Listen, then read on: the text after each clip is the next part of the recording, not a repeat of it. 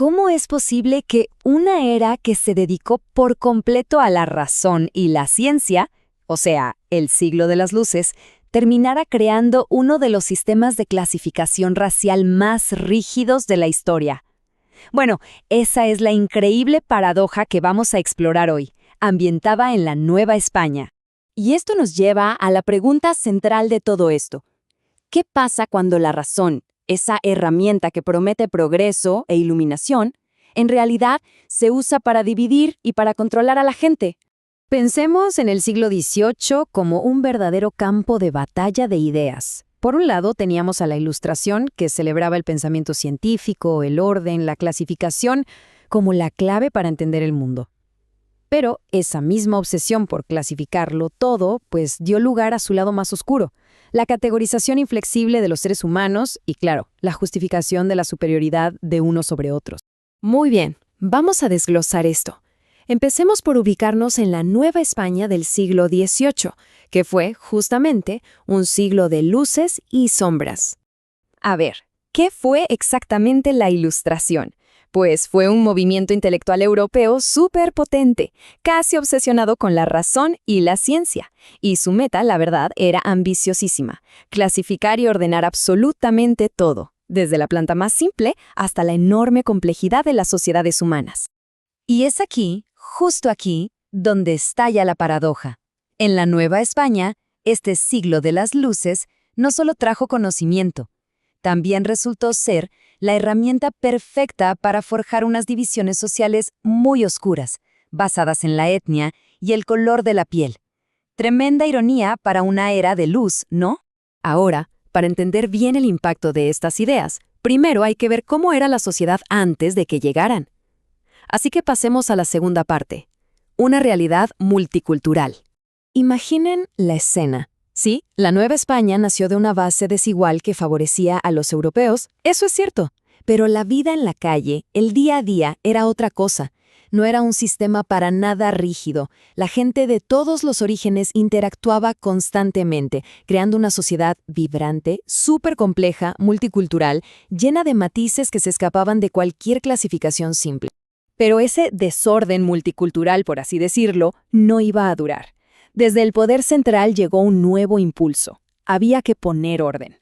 Vamos a ver cómo una nueva ideología y una serie de políticas intentaron imponer una estructura completamente nueva. El motor de todo este cambio fueron las famosas reformas borbónicas.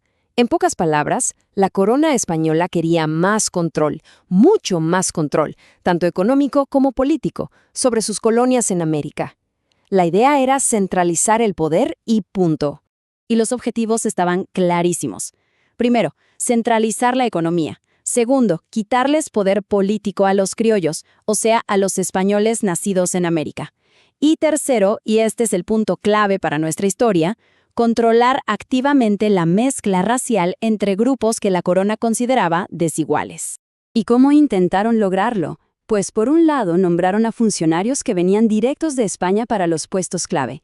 Por otro, trataron de impedir los matrimonios entre personas de distintas castas y llegaron a prohibir eventos sociales que mezclaran culturas, como las fiestas populares. La meta era separar a la gente por decreto. Pero para imponer esta nueva visión, no bastaba con leyes.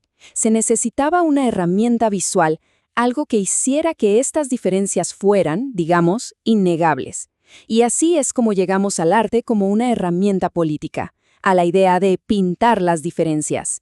La intención detrás de las famosas pinturas de castas era totalmente explícita. Fueron creadas, y esto lo dicen las propias fuentes de la época, como una medida ilustrativa de las diferencias. Ojo, no eran solo arte, eran propaganda. Su propósito era clarísimo: mostrar y consolidar una jerarquía social que se viera a simple vista. La supuesta lógica científica que había detrás de esto era casi matemática. Se creía que se podía calcular la identidad de una persona como si fuera una fórmula. Un padre español más una madre indígena daban como resultado una clasificación de casta totalmente nueva y específica. El objetivo era crear una fórmula rígida para etiquetar a cada individuo.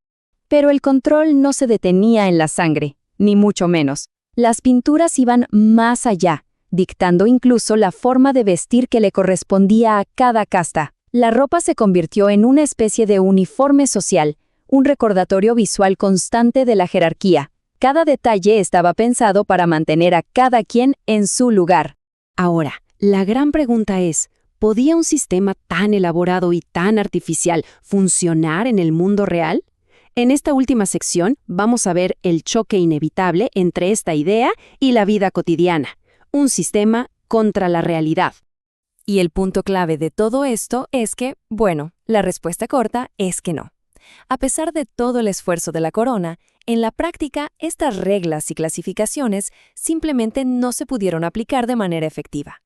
Es que aquí se ve el corazón del conflicto. Por un lado, el sistema ideal que soñaba la corona, ordenadito, predecible, con una jerarquía fija. Y por el otro, la desordenada y terca realidad social, un multiculturalismo imparable, familias mestizas por todas partes e identidades fluidas que se negaban a ser encasilladas. Entonces, ¿por qué fracasó este sistema? Pues principalmente porque no tenía nada que ver con la realidad. Muchísimas familias tenían herencia mixta, europea, indígena y africana. Además, la gente en su día a día ni reconocía ni usaba estas clasificaciones artificiales.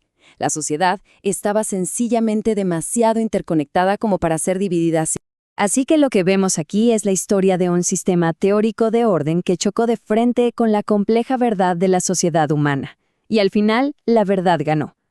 Pero, y esto es importante, aunque el sistema fracasó en la práctica, ese intento dejó cicatrices, reforzando ideas sobre la raza que iban a durar mucho tiempo. Y todo esto nos deja con una pregunta final, una que resuena hasta hoy en día. ¿Pueden las etiquetas, por muy científicas que parezcan, definir realmente la enorme complejidad de una sociedad humana? Gracias por habernos acompañado.